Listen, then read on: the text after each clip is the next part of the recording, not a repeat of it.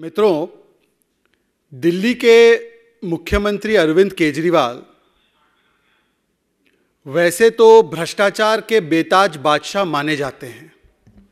ना उन्होंने दारू छोड़ी, ना दवा छोड़ी, ना शिक्षा छोड़ी, ना शीश महल छोड़ा, ना कक्षा छोड़ी, ना लैब टेस्ट छोड़ा। ऐसा कोई विभाग नहीं जहां केजरीवाल एंड कंपनी ने ठगा नहीं, लूटा नहीं।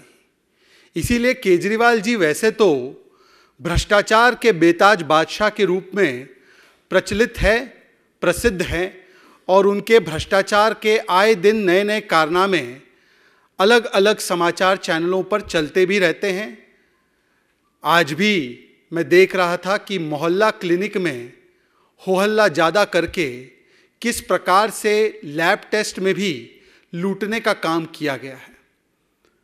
परंतु केवल अरविंद केजरीवाल को दिल्ली की जनता और भारत की जनता भ्रष्टाचार का बेताज बादशाह नहीं कह रही है। आज दिल्ली की जनता विवश है केजरीवाल को भगोड़ा केजरीवाल कहने के लिए।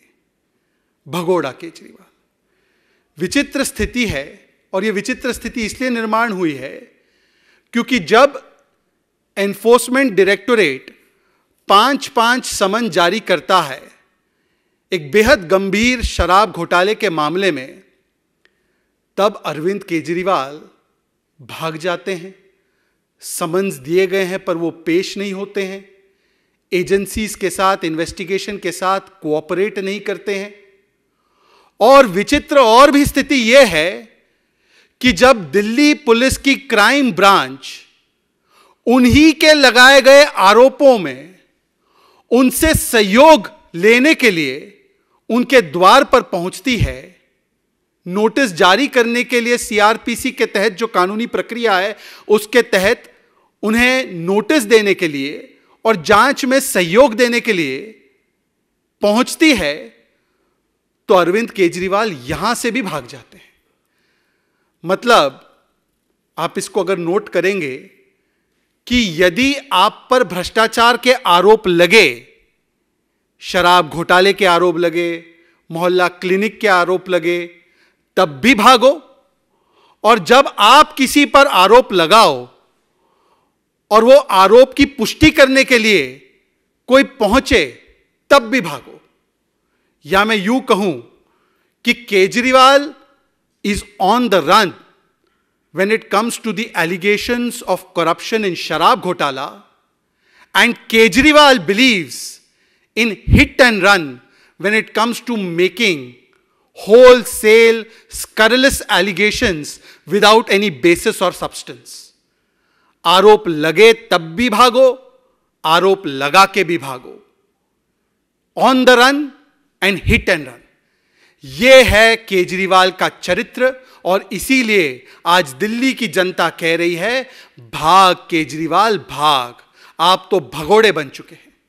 परंतु इससे एक प्रवृत्ति जरूर और पुष्ट होती है, जिसका प्रमाण, जिसका प्रतिबिंब एक बार केजरीवाल ने विधानसभा में दिया था। केजरीवाल ने एक बार बड़े अहंकारी रूप से विधानसभा में कहा था, आप जानते हो मैं कौन हूं? मैं दिल्ली का मालिक हूं, हम दिल्ली के मालिक हैं। मतलब संविधान अलग, संविधानिक कानूनी प्रक्रियाएं अलग। केजरीवाल अपने आप को संविधान, कानून, लॉ एंड ऑर्डर के ऊपर समझते हैं, जांच एजेंसियों के ऊपर समझते हैं, और इसीलिए इसे कहा जाता है निजाम केजरीवाल। आज ये निजाम केजरीवाल का आपको यहां पर एक परिचायक मिलता है, जब केजरीवाल 5 समन से भागते भी है, और जब केजरीवाल उनके ही लगाए गए आरोप है उसमें जब क्राइम ब्रांच उनके पास पहुंचती है तब भी वो भागते हैं। ये भगोड़े केजरीवाल, जिनका विश्वास केवल निजाम केजरीवाल में है, संविधान में कोई विश्वास नहीं है। इसीलिए ऑन द रन से लेकर हिट एंड रन, ये इनकी राजनीति है। अब आपको शायद याद होगा कि इस विषय में कुछ दिन पहले केजरीवाल जी ने ट्वीट करके, आतिशी उनकी एक मंत्री है, उन्होंने और अलग अलग नेताओं ने बड़े गंभीर आरोप लगाए थे कि 7 विधायकों की, पब्लिक सर्वेंट्स की खरीद फरोख्त हो रही है, पैसे वैसे इकट्ठे कर दिए गए भारतीय जनता पार्टी के द्वारा। ये गंभीर आरोप थे। वैसे जब इस श्रेणी के आरोप लगाए जाते हैं तो प्रिवेंशन ऑफ करप्शन एक्ट जिसने पढ़ा होगा उसको पता होगा कि करप्शन के इतने गंभीर आरोप लगाने पर आपका ये कर्तव्य है कि आप स्वयं जाकर प्रूफ दे दो, आप स्वयं जाकर सारे सबूत दे दो, क्योंकि पब्लिक सर्वेंट को इन्फ्लुएंस करना किसी भी गलत तरीके से, इसकी जानकारी भी यदि आपके पास है तो इसको आपको तुरंत कानूनी एजेंसियों के पास रखना है ताकि जांच शुरू हो। हम रुके रहे पर केजरीवाल जी एजेंसियों के पास जाना, पुलिस के पास जाना तो दूर, केजरीवाल जी आरोप लगाकर चुप हो गए। उल्टा भारतीय जनता पार्टी के नेता, क्योंकि भारतीय जनता पार्टी नैतिकता की राजनीति करती है, क्योंकि भारतीय जनता पार्टी के पास छिपाने के लिए कोई बात नहीं है, तो भारतीय जनता पार्टी के नेताओं ने डेलीगेशन बनाकर दिल्ली पुलिस को कहा कि जांच कीजिए, और हम कह रहे हैं कि हमारे पास तो कुछ नहीं है, हमने कुछ नहीं किया, पर इसमें जांच होनी चाहिए, और हमने शिकायत दर्ज की। और आज जब दिल्ली पुलिस पहुंची है, क्राइम ब्रांच पहुंची है इसी जांच में सहयोग मांगने के लिए, तो आज अरविंद केजरीवाल और उनकी मंत्री और सारे लोग जो ये आरोप लगा रहे हैं वो भाग केजरीवाल भाग की स्थिति में खड़े हुए। इसका मतलब क्या है? इसका मतलब यह है कि ये आरोप उसी आरोप की तरह है जो आरोप अरविंद केजरीवाल एक समय पर बिना सिर पैर के लगाते थे गडकरी जी के खिलाफ। यह तस्वीर याद है आपको? यह बड़ी ऐतिहासिक तस्वीर है। यह तस्वीर है जहां पर केजरीवाल ने आदरणीय नितिन गडकरी जी को बहुत सारे आरोपों से कलंकित करने का प्रयास किया था, और उसके बाद जब सबूत मांगे गए, जब प्रूफ मांगा गया और कुछ नहीं निकला, तो यह माफीनामा देना पड़ा। यह केजरीवाल का माफीनामा नंबर 1। यह भी आपको याद होगा, यह केजरीवाल का माफीनामा नंबर 2 जो स्वर्गीय अरुण जेटली जी को उन्होंने दिया था, क्योंकि उस समय पर भी यही हिट एंड रन की पॉलिटिक्स में आरोप लगाओ, शूट करो, स्कूट करो, कोई तथ्य प्रमाण कभी मत दो।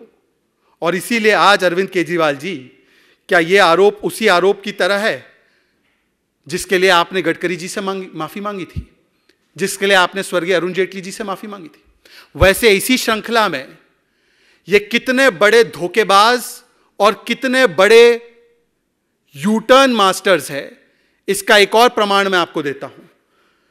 यह आपको याद होगा कि 800 करोड़ रुपए भारतीय जनता पार्टी ने इकट्ठा करके रखे हैं। यह अगस्त 2022 में आरोप लगाया गया था आम आदमी पार्टी के द्वारा। आपको याद होगा उनके एक नेता जो अमूमन चिल्ला कर बोलते हैं, उन्होंने कई प्रेस कॉन्फ्रेंसेस की थी और कहा था 800 करोड़ रुपए भाजपा ने इकट्ठा करके रखे हैं, हमारे विधायक तोड़ रहे हैं और हम ऑडियो टेप जारी करने वाले हैं। अब मैं आपसे पूछना चाहता हूं, मीडिया के मेरे सम्मानित मित्रों, Welcome to K-Mall, a premium project by Kaleen Group. K-Mall is in the heart of Kolkata's electronic, garment and lifestyle hub, Khidirpur. K-Mall, which is designed as a world-class mall, is the outcome of endless effort of our experts, combined with modern superb techniques and new age design. Book now